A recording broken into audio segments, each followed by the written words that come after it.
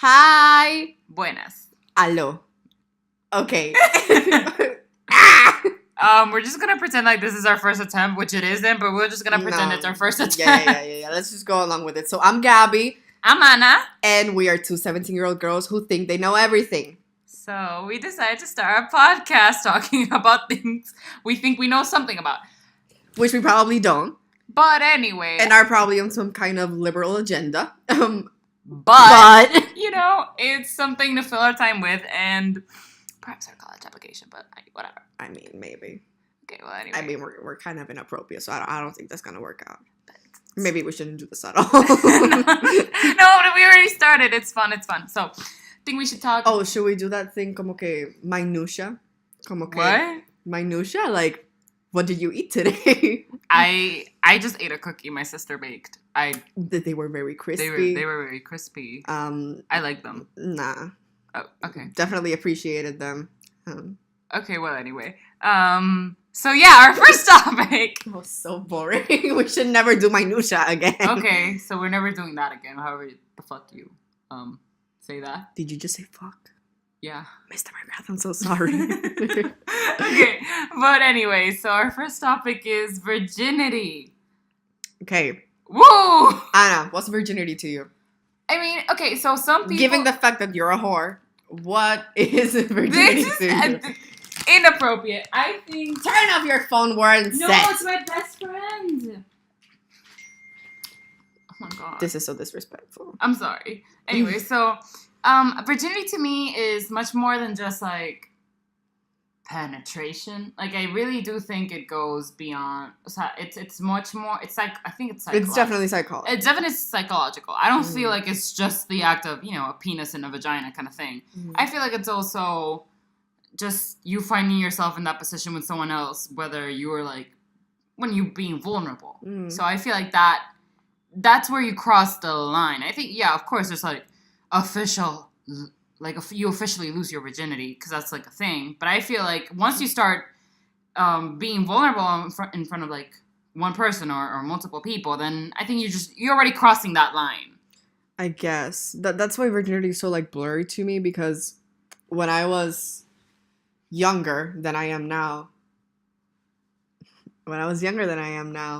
Anna basically just showed me a text about somebody, and I had to pretend that I still had my train of thought going, but I completely lost it. Okay, let me see. Okay, I used to think that it was, like, completely physical, como que penis, vagina, and then that is it, and now you are no longer a virgin, and you're no longer pure. Pero after, like, thinking about it and, like, kind of getting more information, and even speaking to Anna about it, it became something que como que yo pensaba... Oh, this Spanglish. Que como que I thought que it was more definitely like a sentimental thing. Como que not necessarily the act, pero como que the feeling of just, like, being completely vulnerable in front of somebody. It's that, because you're placing your trust in someone else. Mm-hmm. But at the same time, it's so blurry because, I mean, if it's not sex, then most people don't think it's losing your virginity, because you can do so many things while being naked without it being sex. Yeah, of course. Like, I think that too. But then, like, where do people who are gay fall into this whole virginity sphere, this virginity concept? Because if you're a lesbian, specifically for lesbians, yeah, because gay, because like queer, homo. Gay men, it's like anal. Yeah, exactly. But I can't believe I said anal. Shut up. That's not anyway. Yeah, I understand what you mean, but what I'm trying to say is, like, so for example, for lesbian relationships, lesbian sex, then most things you would do with, like, in heterosexual sex, like what you would call foreplay, that's, like, the main course in lesbian sex, or at least for some lesbian couples. So then, like, there's always, like, exploration and stuff. No, yeah, like, understandable. Toys and... But yeah, for the sake of this podcast... Getting that strap. Oh my god! Oh, sorry. You're making this unable to be shown to anyone we know at this moment. Anyway, so for the sake of this podcast, we're going to say virginity is... psychological. It's psychological, and it involves any sexual act that's, I think, beyond kissing. We'll devise a package. As a package, yeah. It's like something you lose throughout like a period of time, not only one time. Like, oh my god, we cannot even come up with a definition. I'm sorry. I'm sorry. Okay, but you guys already heard all of our ideas on virginity, so. Okay, I have a story. She has a story. Yeah, story time. The other day, I was telling my mom that I made out with this guy. Oh my god, you told your mom. Yeah, we're close like that. Okay. But not like disgustingly close. Because I know that some people, like, talk about their sex, like, with their moms. Oh my god, stop. Or, like, their moms talk about having sex with their dad. And that is something that I can never... I can't. I literally can't. But I was talking to her, and I was like, yeah, I kissed this boy or whatever. And I was making a joke. And she was like, that boy looks like he could get you pregnant because he was, like, really, how do I say this, muscular. Yeah, like, yeah, and buff. Beefy. And so I was like, oh my fucking god, this set is unbelievable. Wait, just keep talking, wait. I was telling my mom that I was kissing this guy, and she made a joke about how he could easily get me pregnant. And I made a joke back, and I was like, mommy, don't worry, I'll use protection. And she did not laugh. And that was not a joke. That wasn't a joke. And it became like this whole lecture of how I should lose my virginity after I'm 25. And I'm like, what? But it's not such a big of a deal. I was so confused. And I don't know if I'm like making it too of like a detachment thing where it's just like, it's whatever, I guess. It's just sex. Because, like, the hookup culture now, it's so, like... Oh, the one-night stand culture? Yeah, and especially in the West. O sea, people have sex and don't even kiss. O sea... Yeah, that's, like, a thing now. Mm-hmm. But I understand where your mom comes from, because that's one thing I wanted to talk about. I want to talk about how serious virginity is. Like, does virginity have an age? Como que that's appropriate? I feel like it does, because obviously there's, like, 13-year-olds. Exactly. Not correct. I know, but I feel like... I mean, I've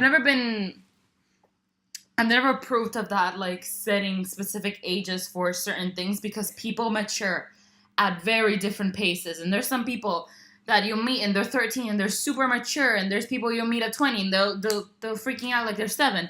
But at the same time, it's like, I obviously think you should just at least wait until you're, like, 16 or, like, 15 or something. The thing is, como que that topic of maturity and whatever and how it applies to it can be manipulated. It can be manipulated. That's what I think. Because I have all of my friends that I know are like my age and they've always dated older guys. Mm-hmm. And in that prospect of like losing your virginity to an older guy, because here where we live, I think it's more casual. It's casual. Because I feel like in the United States, como que if you're 17 and who you're dating is like 22, that's like crazy. That's crazy, but here it's normal. If you're like what? If you're 16 and you're dating a 22-year-old guy. Yeah, that's not like super scandalous or anything. It's kind of not expected. Not expected, but like definitely normalized. Yeah, like normalized. But the thing is, like, I feel like you're the one that should always be in charge of determining when you're ready. Yeah, but it comes to, like, do you think you're ready because you're in that position right now? Or, like, if you were looking at yourself when you're older to that moment, would you change something about it? I mean, I don't think there are a lot of people who actually look back to their first time and be like, oh, shit, that was amazing. Like, I feel like age, obviously, aside from, like, the incorrect time, such as when you're 13 or, like, 12, that's obviously perhaps not the best time. But perhaps, like, 16 up, I think it's just, that's when... I think you're starting. I think it just makes sense. It just makes sense. There's so much hormones, and everybody is just like horny. Everybody smells, and I don't know. Yeah, I don't know. People just feel that way. I understand that. It's an awkward. But it's just like I wanted to talk about how like people look at virginity according to like their generations. Like our generation, like I don't want to say our generation. I want to say like our circles. They're very casual about sex. Very casual. Like I mean, obviously, sex is like.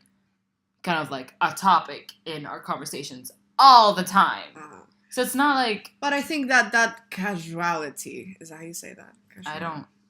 Let's hope. That casuality comes from like people subconsciously trying to look mature and subconsciously being like, I don't care about sex, but maybe I kind of do. So. No, the times I've spoken to other friends of mine, girls and stuff, they haven't been afraid of saying that it's important to them and that they would like to do it with a boyfriend, not with just like a one night stand.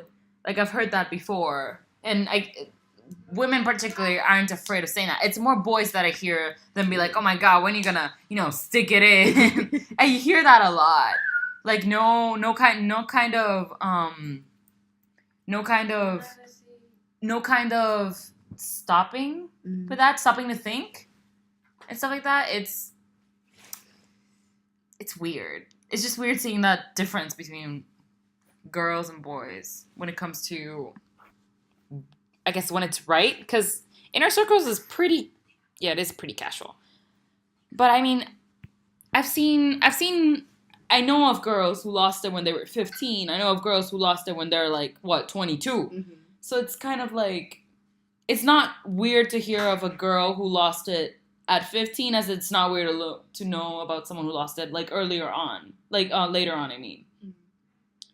So it's like, particularly for girls, I think it's more different. open. I don't think it's different. I just feel like it's more acceptable to that they see it as something emotional, and like it's kind of because we're emotional. No, and like we're kind of conditioned to it. Como que if a boy would ever be like, I want to wait for the right one, they would be trashed to the ground by their friends. Obviously, it's definitely that. I don't think that all boys think that sex is casual, but I do think that there's like a stigma with it. Como que they're gonna be definitely more comfortable saying that they just want to fuck than actually saying, "Oh, I would never fuck with someone random." Mm-hmm. Yeah, I get that, but I also think most of us can agree that marriage is not an option. Not like an option. Like I have my conservative. Definitely an option. I have my. We have conservative friends we want to wait for marriage, and that's completely okay. But I can really say that most people I know, they're like, oh yeah, I want to have at least some experience before I come into marriage, and like this is a person I intend to spend the rest of my life having sex with. Like imagine if you're stuck with someone that has like completely different tastes, like a completely different sexual personality than you do. It's just people who have like, to them sex is sex is like more sacred. It's like more of like my body is like very important to me, and it symbolizes more than just pleasure. It's also me giving you my trust. Like it has like a bigger meaning. There's some people who like look at it. And that's beautiful. That is so admirable because I can't do that. I can't see it as that way. I guess yet. It's just probably because I'm like a teenager, but you know what I mean. Yeah. So I do feel like it's something serious, but older generation, like your mom was like scandalized. No, my mom she was about to kill me. So that's what I'm saying. And when she said the age 25, I was like, oh my god. No, I'm not gonna wait until I'm 25. I can assure you that. And she was so scandalized. I just feel my mom was somebody who waited until marriage. And I just don't think we have the same views. And she was really trying to force it onto me. She was like, no, you're gonna believe this. And I'm like, I'm set in my ways. We can talk about this and I will understand what you're saying. But I just don't believe that. And I feel like the way I think it's because of all that I've learned about sex. Like it's such an important part in a relationship if you're someone that's like, because there's asexual people, obviously. Asexual people, but as in a relationship that's like serious, I feel like it's super important of having clear.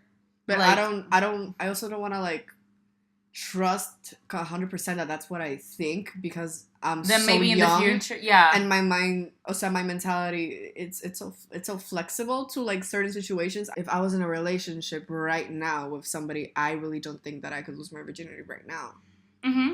But at the same time, it's weird. It's weird to say that because I don't think I'd know unless I'm in the actual situation. Because I think one of my friends' sister told me like the best advice. No, not the best advice, but she just told me something that kind of opened my eyes to that. She was like, anything can happen en un calentón. Anything can happen. That's basically translates to anything can happen when you're really, really horny. Yeah, like when things escalate, anything can happen, and that is true. Like but sometimes your morals like overpower that. Yeah, it's just there's like self-control. I don't know her. but yeah, I know what you mean. It's just interesting, but I feel like older generations just look at it as like it's such a sin to lose your virginity before marriage. And I get it, because, like, older people look at us and they see us and we're babies. We're babies. Just like we look at, like, 13-year-olds. I'm a baby. I'm aware. and I think of, like, 13-year-olds fucking, and I'm scandalized. I get it. But it's also, like, I just don't think it's the same. But I also feel like it's been like this forever. It's just not really talked about, maybe? Because I definitely feel like there had to be somebody in, like, my tia's classroom that was just, like, going at it. No, of casually. course, and I don't think it's right to shame people for pursuing their sexual needs, like, or for waiting. It's so subjective and so it's so personal. Mm-hmm. It's like, why do we have to establish a rule as to what is right or wrong with this particular? Because it's such a personal part of your life. Mm-hmm. It's like, I mean, who cares if you want to wait until marriage? Who cares if you don't? I mean, so who cares if you want to bust it open when you're 15? Exactly. Like, obviously, you have to be educated. I do believe that. Like, full education. And, like consent. Know what you're doing. Know what you're doing. Not consent. really know what you're doing. No, but know what you're doing in terms of, like, obviously use protection. Obviously. Education. Mm-hmm. Like, protection. Mm-hmm. Permission. Hello. Can I please insert myself? Exactly. Like, I think of happy consent. You know, not just enthusiastic consent. Yeah, that thing. Enthusiastic consent. And all those kind of things that I feel like are so important to know about. I just feel like as long as you're educated on it, as long as you know the rules, the basics, diseases, process, for your own safety, for your own enjoyment. Like, but sex is also very dangerous. Like, it can be so dangerous in, like, what way? Dangerous in talking in the concept of, like, age. It's so dangerous because you can be in a relationship when you're 15, 16 mm-hmm. and swear to God that you're ready, but you're subconsciously you're just doing it to please somebody else. Yeah. And most of the time you don't even notice. You're like, okay, yeah, this is what I'm supposed to do. Like, we're together. Like, we've been together for a few months. Like, I'm pretty sure that this is what's supposed to happen next. Mm-hmm. But it's something definitely you just have to think over. And if you have any hesitation, then it's probably not the time.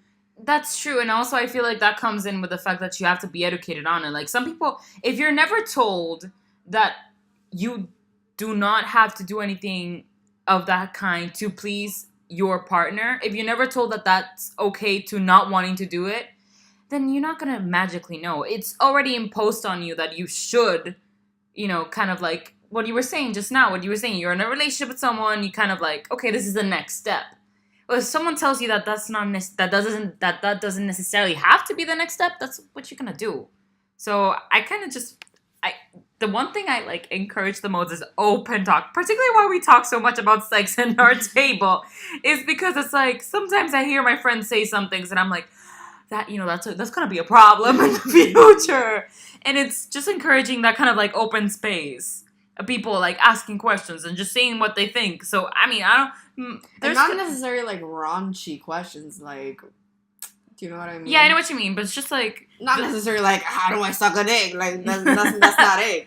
That's not it. It's just like, do condoms really work all the time? So, birth control, what are the side effects? Yeah. Like, has anybody ever tried them? You know what I mean? Like, what's the best kind of birth control? Okay, we talked about the oh yeah, the little tube you insert in your arm. Tubes and then the UBIs, UTIs. Yeah. Oh my God, we're weird stuff. We're talking about education, but we don't know shit. No, I'm kidding. We're educated. We just can't remember the terminology.